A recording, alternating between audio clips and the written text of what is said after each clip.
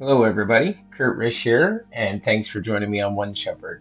So today we are reading the introduction to the New Testament book of First Timothy.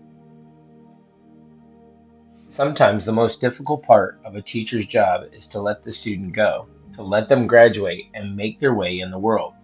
One can sense this kind of anxiety in Paul's first letter to Timothy. He affectionately calls Timothy a true son, charging him again and again to remain faithful to what he had taught him. The letter concludes with Paul's heartfelt cry, O Timothy, guard what was committed to your trust. Timothy had accompanied Paul for years, assisting him and acting as his liaison to a number of churches. Paul had not only taught Timothy the essentials of the Christian faith, he had modeled Christian leadership to him. Now Paul was leaving Timothy in charge of the church at Ephesus.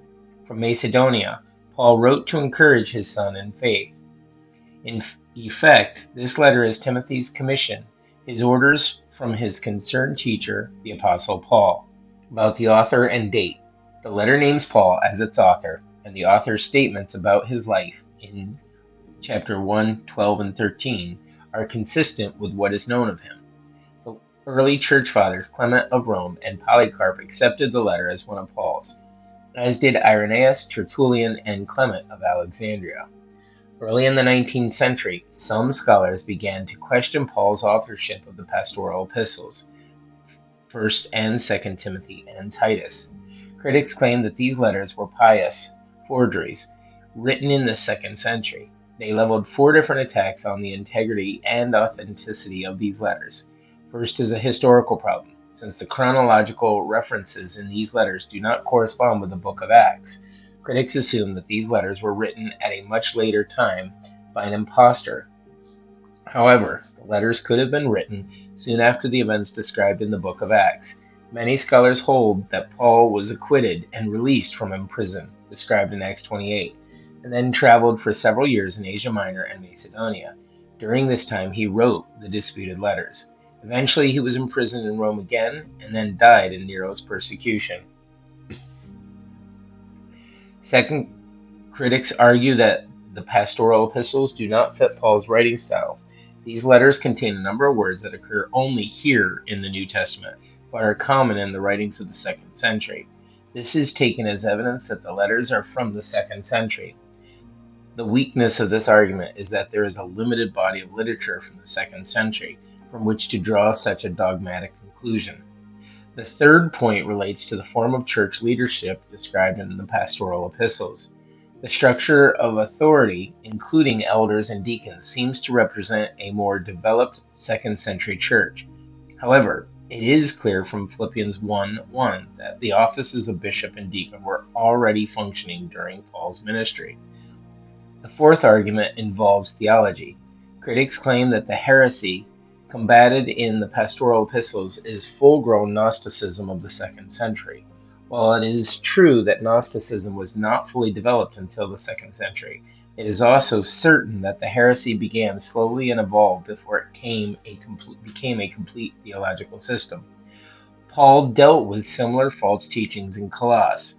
The heresy in 1 Timothy appears to be an early form of Gnostic teachings that combined elements of Judaism, Persian thought, and Christianity. There is no reason, therefore, to conclude that 1st and 2nd Timothy are not authentic Pauline epistles. 1st Timothy was probably composed shortly after Paul's release from his first Roman imprisonment. This means the book was composed in Macedonia around AD 62. The historical setting. Timothy was a native of Lystra in Phrygia. His father was Greek, and his mother, Eunice, and grandmother, Lois, were godly Jewish women. It was through the influence of these women that Timothy learned the Hebrew Scriptures as a child. Paul calls Timothy a true son in the faith, suggesting that he was converted during Paul's missionary visit to Lystra. At the beginning of Paul's second missionary journey, Timothy was chosen by Paul to accompany him and Silas. Since they would be preaching to Jews, Paul had Timothy circumcised, and evidently the leadership of the church laid hands on Timothy. He traveled with Paul and Silas, helping them in their evangelization of Philippi and Thessalonica. Apparently he remained in Thessalonica, and then joined Paul and Silas in Berea. In Corinth, Paul employed Timothy as a liaison between himself and the church in Thessalonica. Later, he used Timothy as a liaison again, this time to the church in Corinth, to teach the believers there. Acts does not record Timothy's travels during this period. He reappears in Ephesus, where Paul commissioned Timothy and Erastus to prepare the churches in Macedonia for his arrival. Timothy remained in Macedonia and accompanied Paul to Corinth, where presumably Paul wrote his letter to the Romans. Then Timothy, along with 6 others, spearheaded Paul's journey to Troas. Later, he comforted Paul in Rome during the apostles' first imprisonment, sending greetings to the Colossians, Philemon, and the Philippians.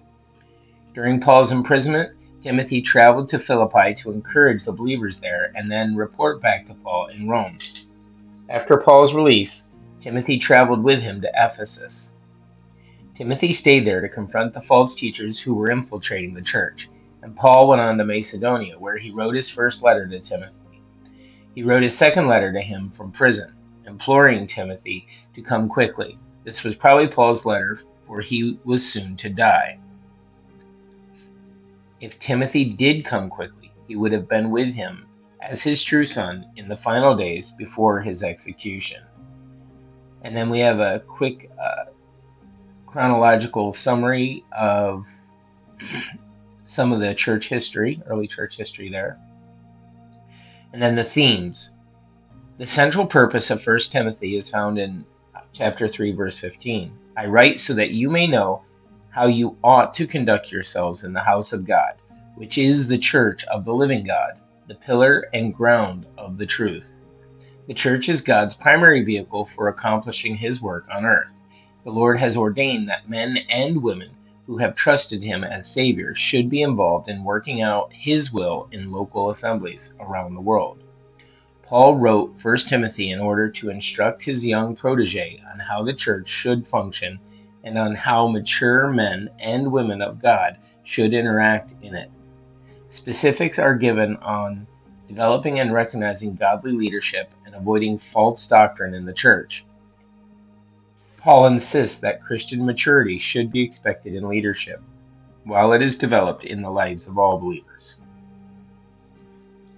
Paul offers Timothy a whole list of extremely practical advice for leading a church. As he faced the problems and hardships of ministry in a local church, Timothy must have repeatedly read Paul's letter for the valuable insights it offers. Christ in the Scriptures. In this letter, Paul presents Jesus as the one mediator between God and men, and reminds Timothy, his young apprentice, that God was manifested in the flesh, justified in the Spirit, seen by angels, preached among the Gentiles, believed on in the world, received up in glory. Jesus came to save sinners by giving himself as a ransom for all.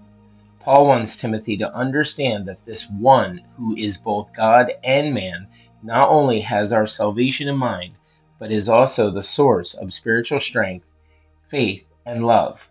No wonder Paul wants Timothy to focus on Jesus as he faces the challenges of ministry. Jesus is the Savior in every and all circumstance. And then there's an outline here of 1 Timothy, guys. So that's it for our reading of the introduction to the New Testament book of 1 Timothy. Thanks for joining us, guys. Be sure to like and subscribe below. If you have any comments or questions, please put them below. I'd love to chat with you, and may you have a great day, and God bless.